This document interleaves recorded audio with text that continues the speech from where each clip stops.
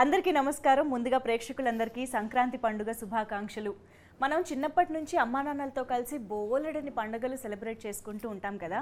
కానీ మనం అమ్మా నాన్నలు ఇద్దరికీ కలిపి చేసే పండుగే షష్ఠి పూర్తి.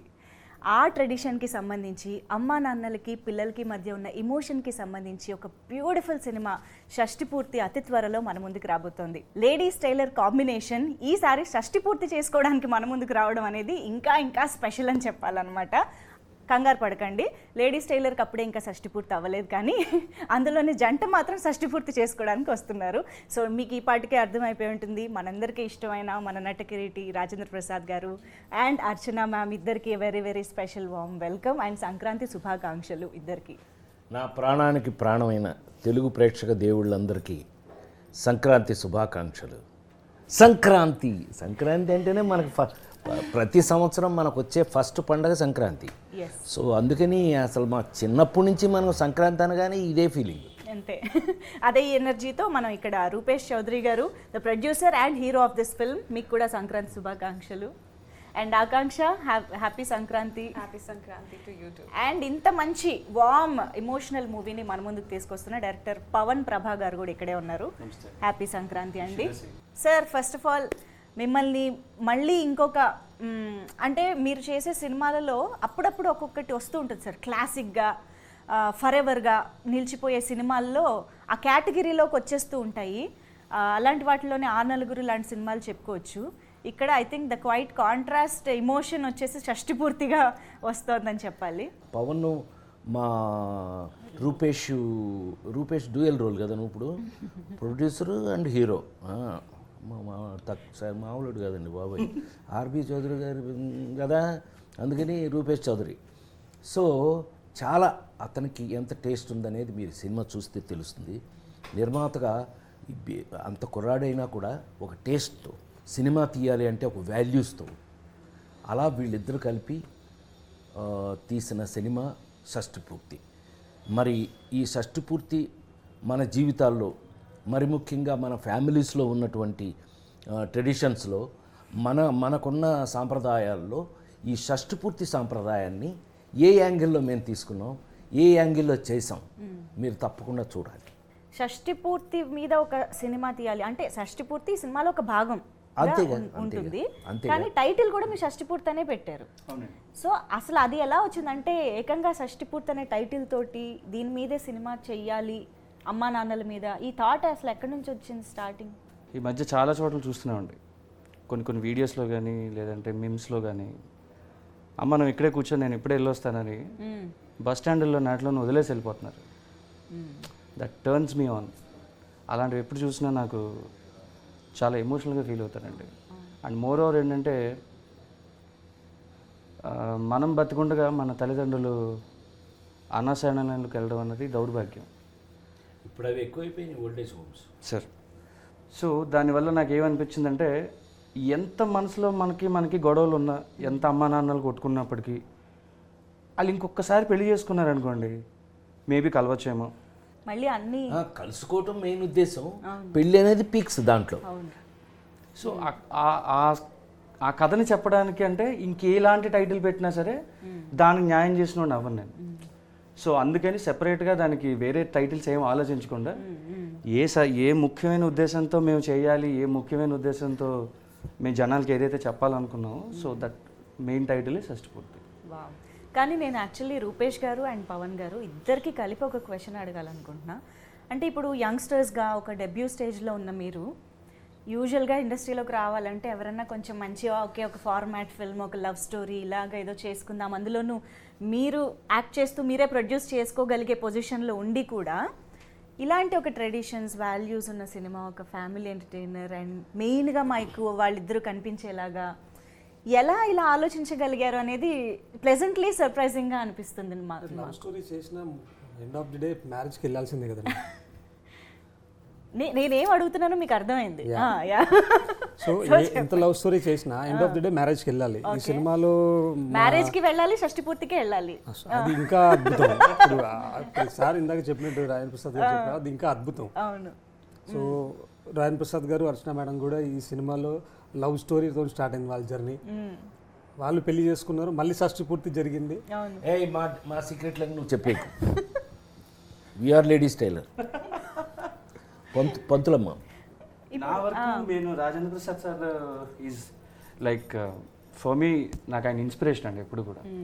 అంటే ఎక్స్ట్రాడినరీ థింగ్స్, ఎక్స్ట్రాడినరీ అన్నది ఎలా ఉంటుంది అంటే ఒక సర్వ దాని ఏమంటారంటే అన్ని క్వాలిటీస్ ఉన్నప్పటికీ కూడా చాలా కామ్గా, చాలా రాముడిగా, చాలా రాముడు ఎలా ఉంటాడు సౌమ్యంగా, though he's powerful, he won't show it anyways, నిండుకుండా తొణకదన్నట్టు. ఎక్కడైనా.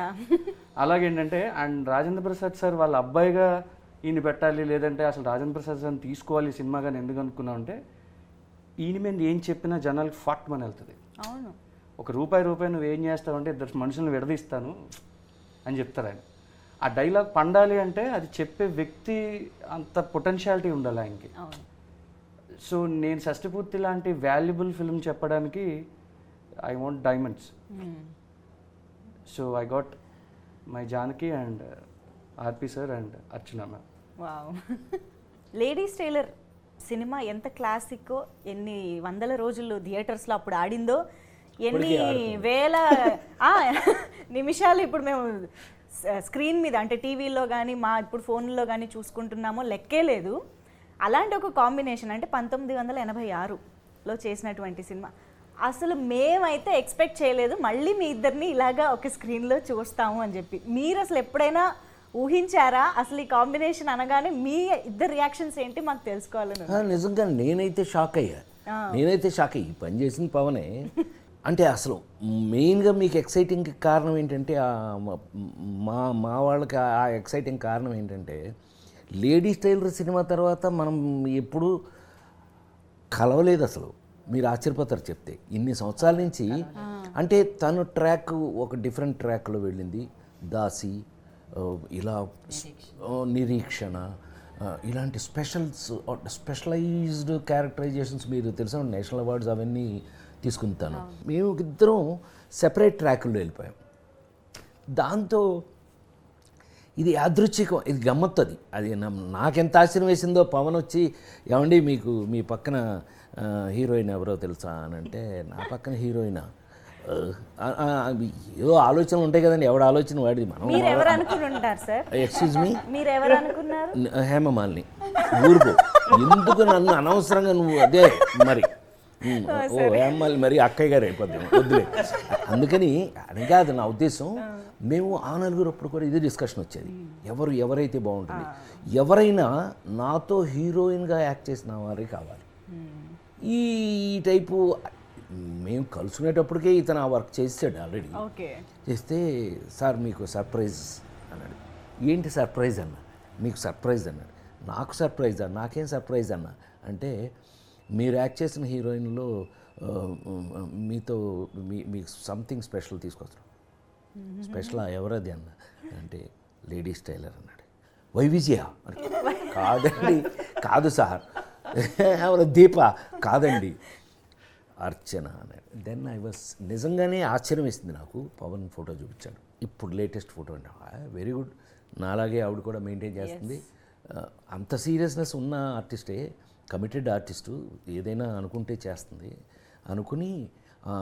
అయితే ఆవిడ చూసుకోండి జాగ్రత్త మాట్లాడిన అంటే ఆల్రెడీ వెళ్ళారు, మాట్లాడారు. ఈ కాంబినేషను మళ్ళీ ఇన్ని సంవత్సరాల తర్వాత మాకే ఆశ్చర్యం వేసింది. ఫస్ట్ చూడగానే అసలు షాక్ అయ్యాం. ఇళయరాజా గారు థియేటర్లో కలుసుకుంటే హవ్ ఆర్ యూనే సరిపోయింది.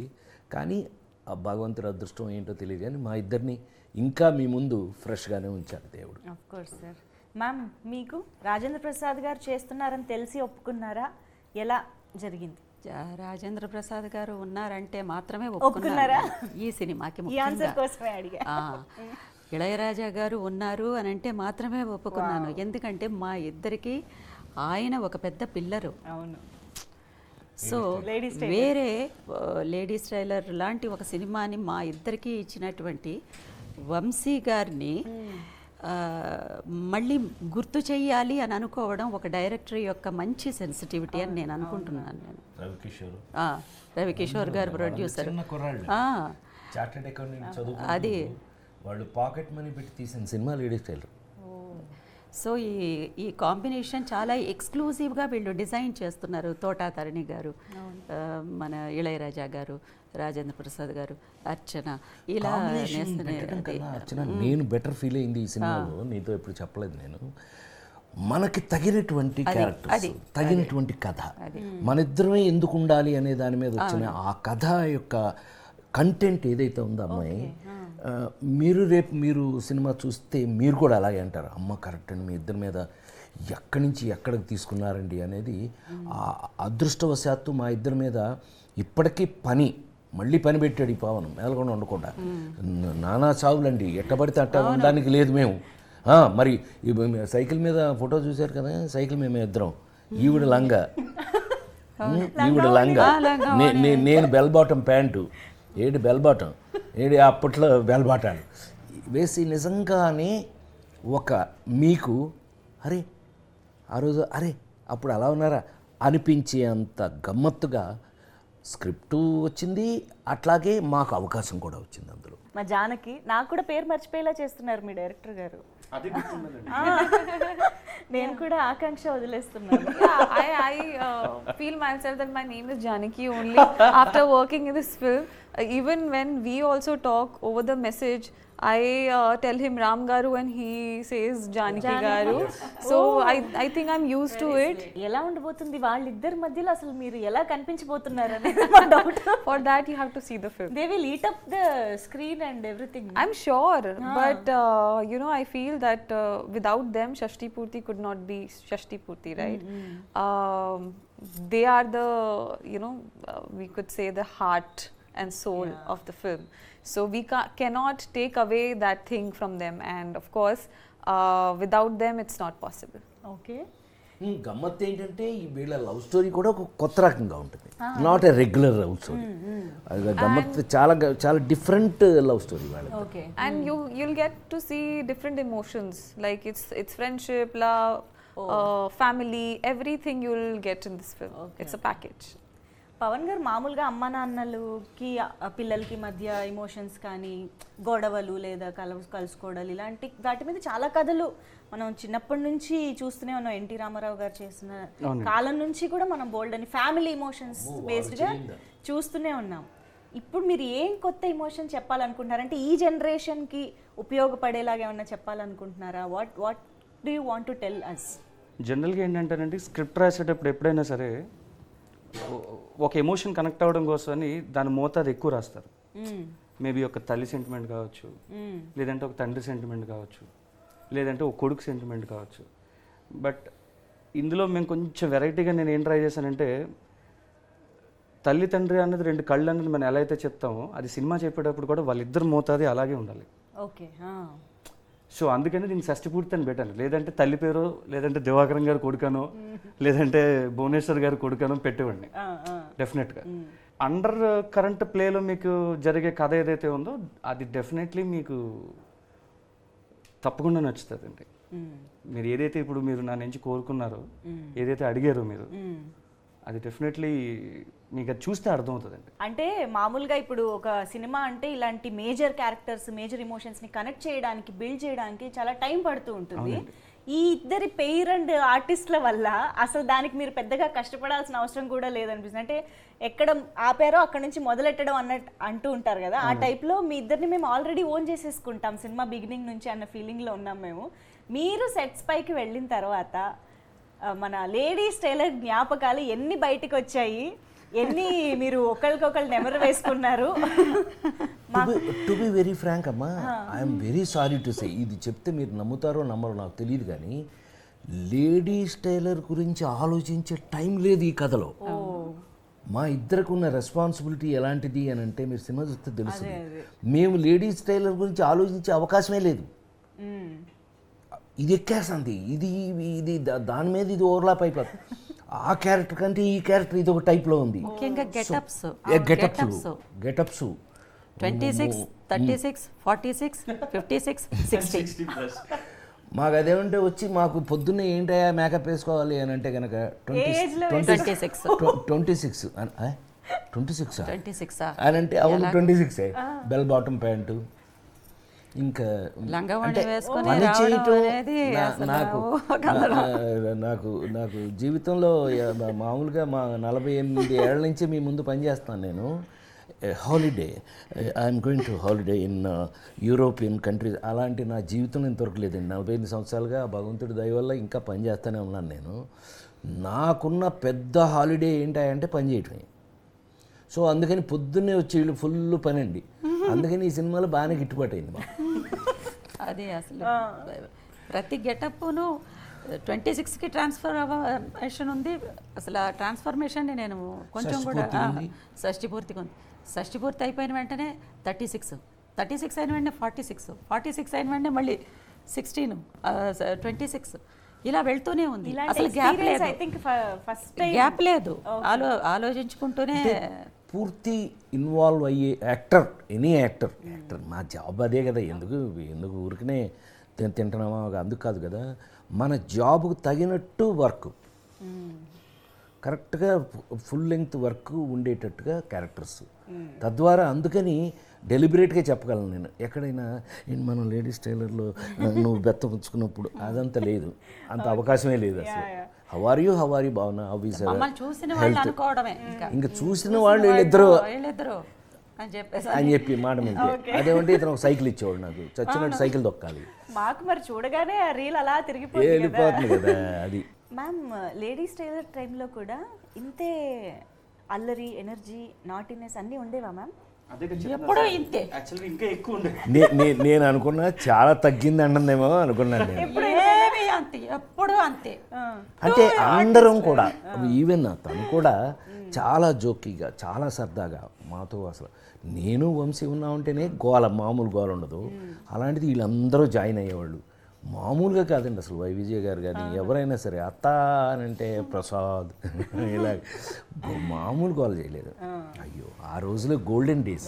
ఇలాంటి సినిమాలు, అలాంటి సినిమాలు ఎప్పుడు కూడా we all will become like a family లాగా అయిపోతుంది, క్యారెక్టర్స్ అయిపోతాం. అవును. ఏ పర్టికులర్ మూమెంట్ ఆర్ సీన్ మీ ఇద్దరి కాంబినేషన్ ఆర్ మీ ముగ్గురి కాంబినేషన్లో మీకు బాగా గుర్తున్న మూమెంట్స్ కానీ అలా ఏదైనా?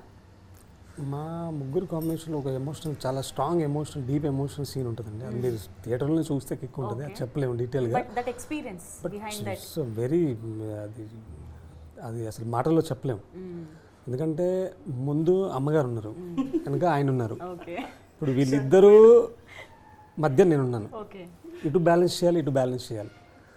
ఆ సిచ్యువేషన్స్ అది మీరు చూస్తేనే దానికి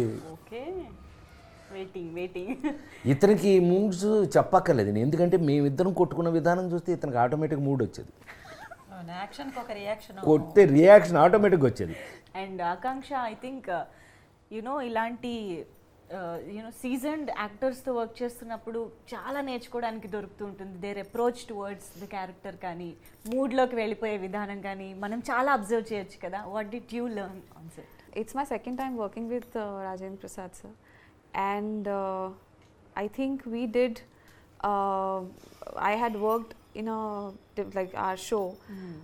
Was the first experience when I first met him. Yes. And that time only I knew that it will be very easy for me to perform with him, because for two actors to perform in a scene, it's always give and take. You can't take the scene on your shoulder or the vice versa. So I think he helped me a lot to perform that way, because we also have scenes together, and when you'll see the film you'll get to know. He is a very comfortable actor, and he makes you comfortable in a sense that if it's an emotional scene, I remember we both didn't use any glycerine for that thing. It's ఇది ఒక చిన్న experience నేను చెప్తా ఆకాంక్ష. Bench cinema మన నాగబాబు కూతురు produce చేసిన దాంట్లో climax చేస్తున్నాం ఇద్దరం. ఈ అమ్మాయితో నాకున్న ఎక్స్పీరియన్స్ చెప్తున్నా. ఈ సినిమాకి ఎందుకు కనెక్ట్ అవుతుందో చెప్తాను. చూస్తే అది క్లైమాక్స్. అప్పుడు దాకా ఆ అమ్మాయి కూతురని నేను కానీ, నేను ఫాదర్ అని ఆ అమ్మాయి కానీ చెప్పకపోవడం ఆ సినిమాలో, ఆ కథలో ఉన్న ఇదైతే, క్లైమాక్స్లో ఇద్దరం రివీల్ అవ్వటం ఫస్ట్ టైం. నేనేదో ఆ అమ్మాయిని అప్పుడు దాకా చూసిన విధానాన్ని చూస్తే కొంచెం న్యాచురల్గా చేస్తాను ఈ అమ్మాయి అని చెప్పి, నేనేదో నాకు చేదస్తాం కదా, మనం పేరే చేదస్తాం, కొంచెం ఏదో చెప్పాం. టేక్లో మీరు నమ్మి తీరాలి, బెంచ్ క్లైమాక్స్లో ఆ అమ్మాయి కానీ నేను కానీ ఇద్దరిలో ఎవరో గ్లిజరైన్ వాళ్ళ ఆ షాట్ అలా కంటిన్యూ చేసేసి ఆ డైరెక్టర్ ఆ అమ్మాయి ఎవరో చాలా ఎక్సైట్ అయిపోయింది. ఇద్దరం యాక్ట్ చేసిన ఫాదర్ అండ్ అంటే తండ్రి కూతురు ఇద్దరం ఎక్సైట్ అయిపోయి ఇద్దరం ఏడ్ చేసింది చూస్తే షాక్ అయ్యారండి. ఈ సినిమాలో క్లైమాక్స్ అక్కడికి నేను వెళ్ళేటప్పటికి అమ్మాయి చాలా కోపంగా ఉంటుంది ఇతని మీద. అలాంటిది నన్ను చూసి మరి లక్కీగా ఇతను రాసిన ఒక డైలాగ్ నేను చెప్పడం జరిగింది. అది కాదమ్మా, ఇది ఇందువల్ల జరిగింది ఇలాగా, నా కొడుకు తప్పుగా నాకు ఇట్లా ఏదో నేను చెప్పుకుంటూ చేస్తే దానికి ఆ అమ్మాయి రియాక్ట్ అయిపోయి రిహార్సల్లో చేసిన దానికన్నా 100% టేక్లో చేసేసింది. తర్వాత చేస్తే నాకున్న చిన్న బ్యాడ్ హ్యాబిట్ ఏంటంటే ఎవరైనా బాగా యాక్ట్ చేస్తే నెత్తిన పెట్టేసుకోవటం. మనం మొదటి నుంచి ఇది అలవాటు. ఎవరైనా సరే నర్రాజ్ చేసి చంపేసేవారు, అది సూపర్ ఫెంటాస్టిక్ అని ఎత్తేసుకోవటం. ఆమెని హౌ అంటే, సార్ మిమ్మల్ని జెన్యూన్గా మిమ్మల్ని చూశాను నేను, మిమ్మల్ని చూస్తే నాకు వచ్చిన రియాక్షన్ అది అని చెప్పింది. అంత అంటే ఇదంతా ఎందుకు చెప్పొచ్చాను అని అంటే, అంత ఇన్వాల్వ్ అవుతున్న యాక్ట్రెస్. చాలా చాలా లైఫ్ ఉంది ఆ అమ్మాయికి, చూడాలి.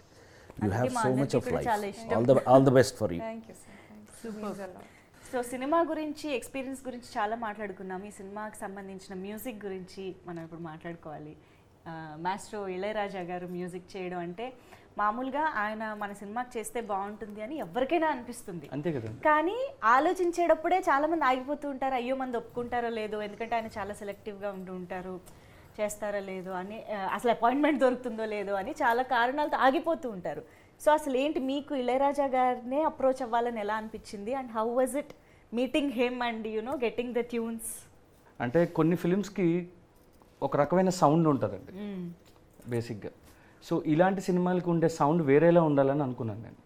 అంటే జనరల్ బ్యాక్గ్రౌండ్ స్కోర్ కాకుండా, ఒకప్పుడు మనం ఎప్పుడో గోదావరి చుట్టుపక్కల తీస్తున్నామంటే కళ్ళు లేని వాళ్ళు ఈ సినిమా చూసినా సరే వాళ్ళకి అర్థం అవ్వాలి. అంటే ఒకప్పుడు మా అమ్మగారు వాళ్ళు రేడియోలో వినేవారండి కథ సినిమాల్ని. రేడియోలో వింటే వాళ్ళకి అర్థమయ్యేది.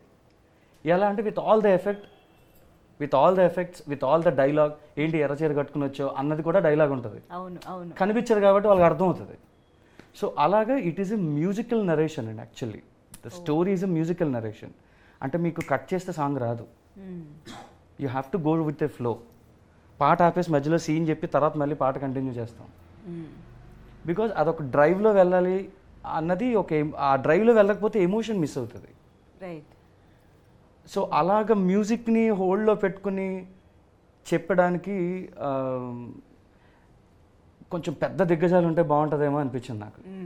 అండ్ మోర్ ఓవర్ ఏంటంటే I'm a very very very very huge fan of Raja sir. అందుకని అలాంటి మాటలు చెప్పకూడదు, అందుకని నేను ఈ సినిమాకి పెట్టేసుకొని చూపించాను నా అభిమానం ఏంటని. సో అంత పెద్ద బొమ్మ వేయించుకున్నాను వెనకాల. టెక్నికల్ డీటెయిల్స్ అసలు ఆయన ఏం అడిగేవారు కదండి.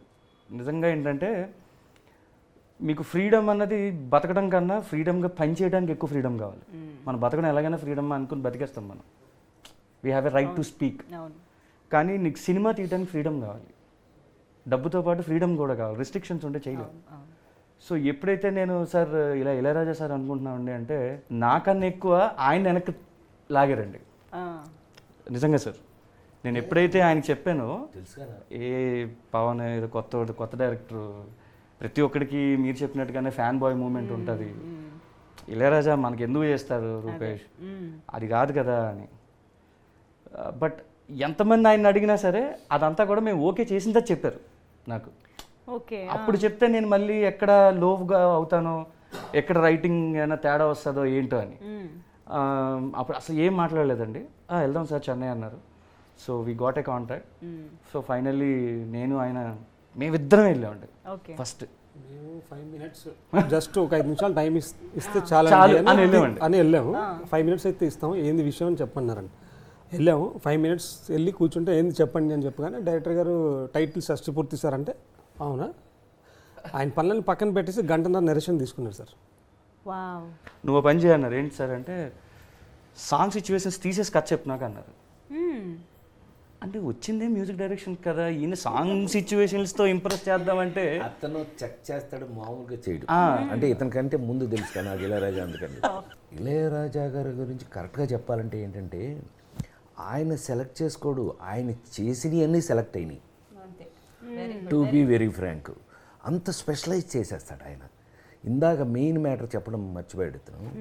ఇళయరాజా గారిని షష్ఠపూర్తి సినిమాకి ఈ ఈ ఈ ఈ రూపేష్ పవన్ ఎందుకు పెట్టుకున్నారో తెలుసా? వాళ్ళు చెప్పలేదు, నేను చెప్పేస్తున్నా.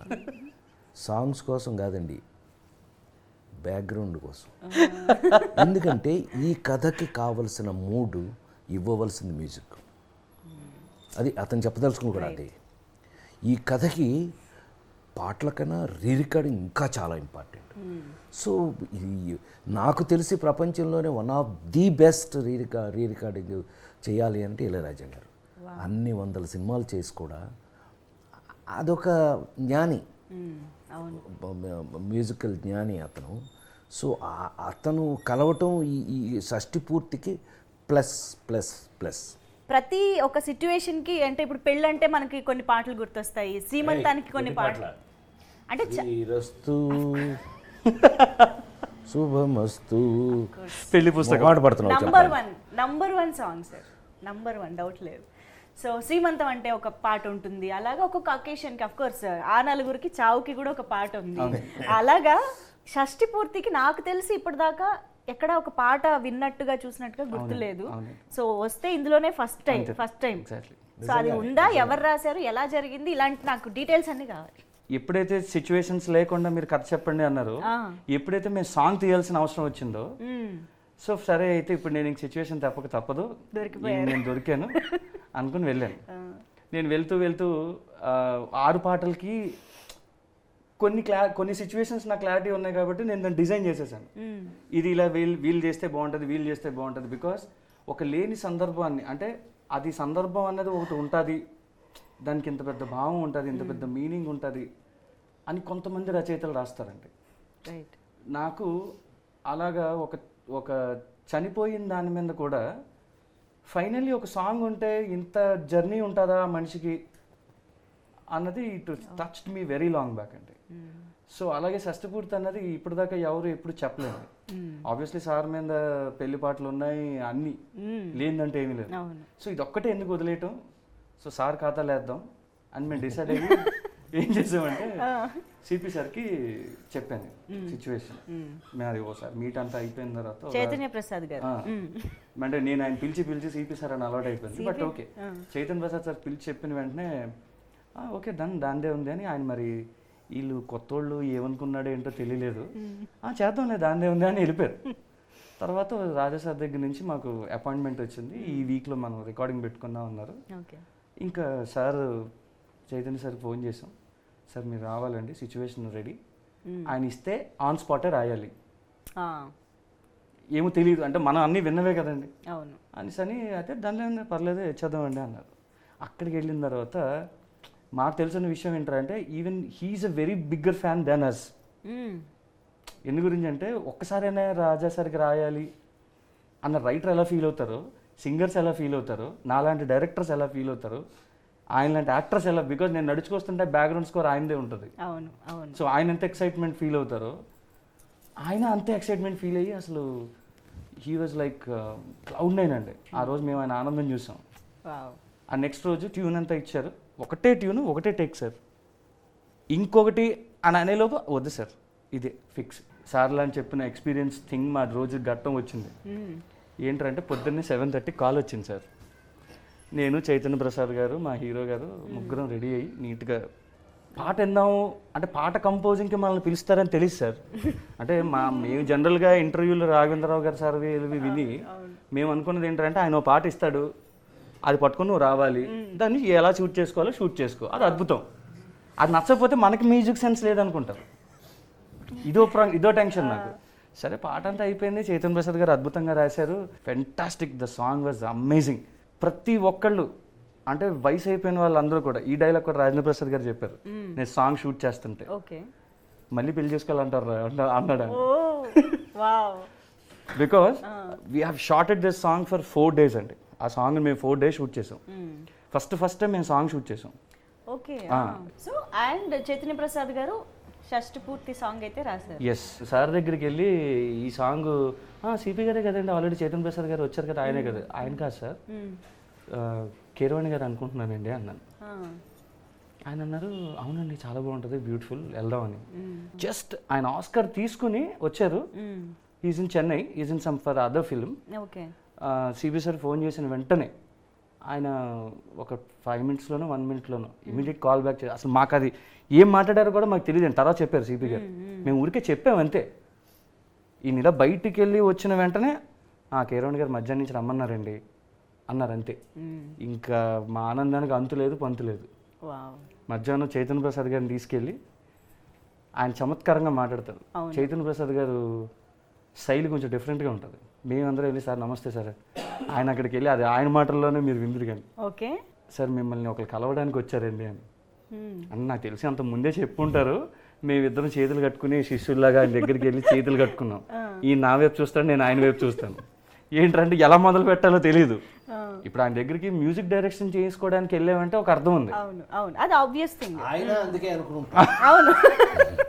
ఏంటండి అంటే, సార్ ఇలా షష్ఠపూర్తి ఒక ఫిల్మ్ చేస్తున్నాం సార్, రాజా గారి మ్యూజిక్ అండి, ఒక పాట అనుకున్నామండి అని సిపి గారు చెప్పారు.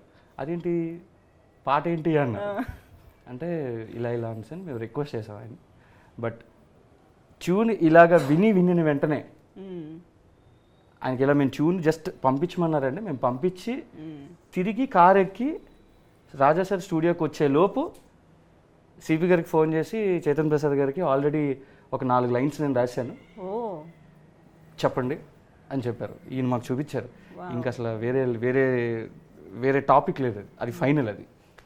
సో షష్ఠపూర్తి మేము చేసుకున్న చాలా గొప్ప అదృష్టం అండి అది. అంత పెద్ద వ్యక్తి అసలు ఆస్కర్ అయిన తర్వాత నేనెవరో ప్రపంచానికి తెలియదండి, ఈ సినిమా ద్వారా తెలుస్తాం.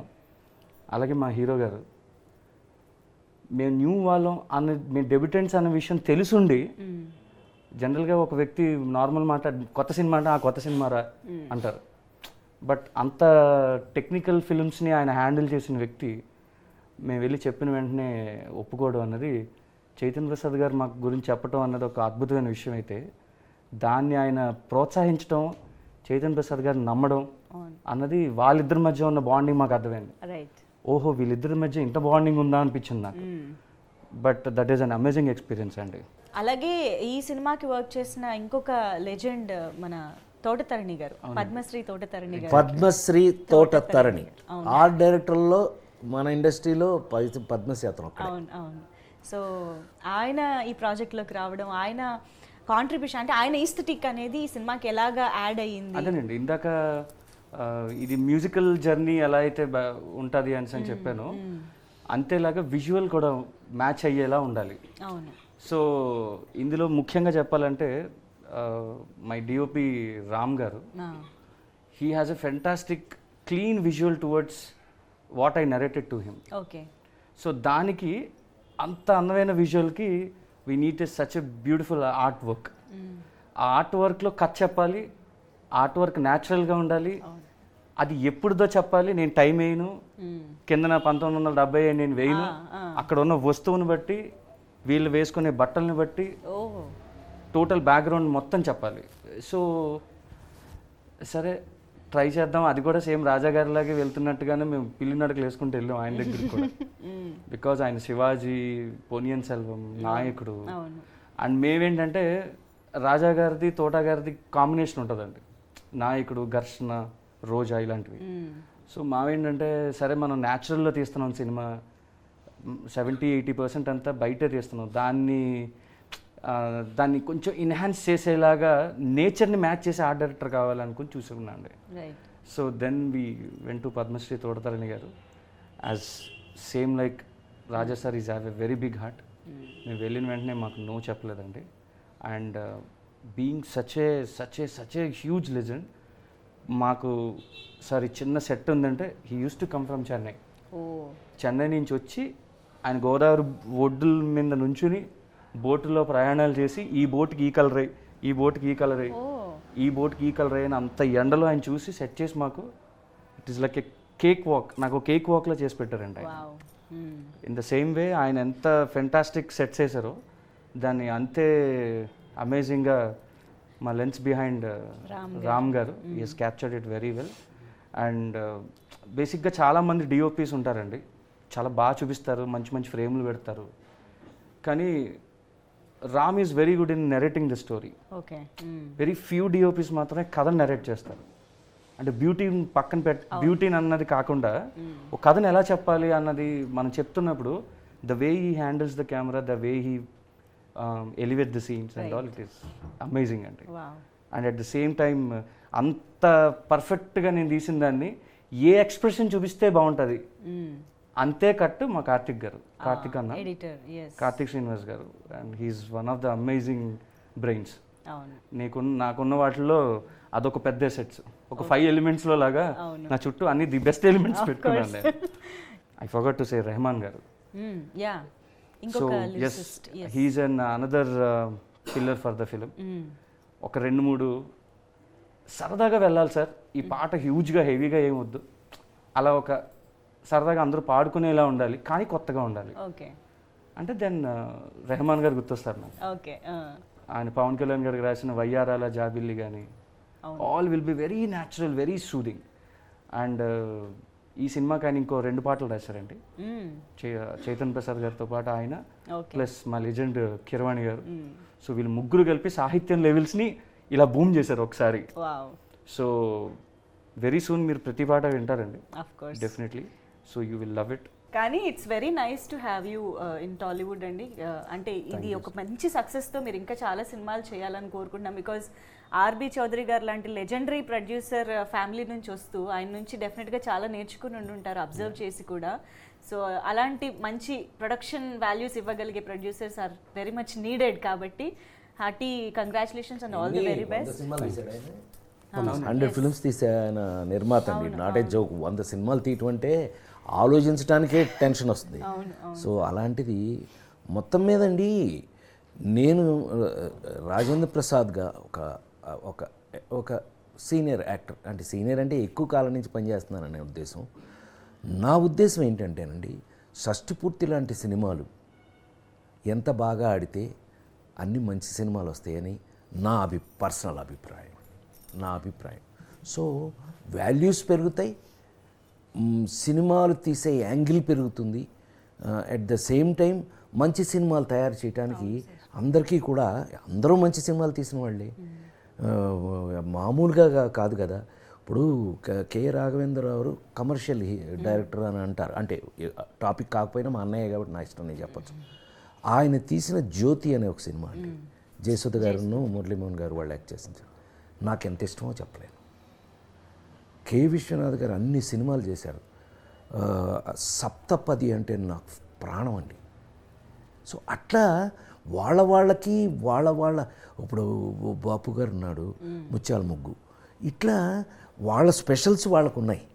సో ఇలా స్పెషల్స్ చేయాలని ఎవరైనా ఆలోచిస్తారు. సో ఇలాంటి సినిమాలు చేసినప్పుడు, షష్టిపూర్తి లాంటి సినిమాలు వచ్చినప్పుడు మనం కూడా ఒక స్పెషల్ ఎందుకు చేయకూడదని ఆలోచన అందరికీ రావాలి.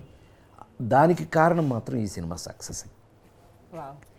సో ఎస్, డెఫినెట్గా ఇలాంటి సినిమాలు చూడడానికి కూడా ఆడియన్స్ చాలా ఈగర్గా ఎదురు చూస్తుంటారు, ఎందుకంటే చాలా అరుదుగా వస్తూ ఉంటాయి కాబట్టి. సో ఇప్పుడు షష్టిపూర్తి ప్రస్తుతానికి సంక్రాంతికి ముందు మేము గ్లింప్స్ అయితే చూసాము. సో ఇంకా రాబోయే కాలంలో ఈ సినిమాకి సంబంధించిన మరింత కంటెంట్ కోసం అలాగే సినిమా కోసం వెయిట్ చేస్తూ ఉంటాము. So thank you so much. ముఖ్యంగా మీ ఇద్దరికి కూడా very very happy to see ఇలా ఒక ఫ్రేమ్లో మీ ఇద్దరిని. థ్యాంక్ యూ సో మచ్ మాకు ఈ టైం ఇచ్చి ఇన్ని విశేషాలు షేర్ చేసుకున్నందుకు. థ్యాంక్ యూ పవన్ గారు, రూపేష్ గారు అండ్ ఆకాంక్ష. సంక్రాంతి శుభాకాంక్షలు. మా ప్రాణానికి ప్రాణమైన తెలుగు ప్రేక్షక దేవుళ్ళందరికీ షష్టిపూర్తి యూనిట్ తరఫున సంక్రాంతి శుభాకాంక్షలు.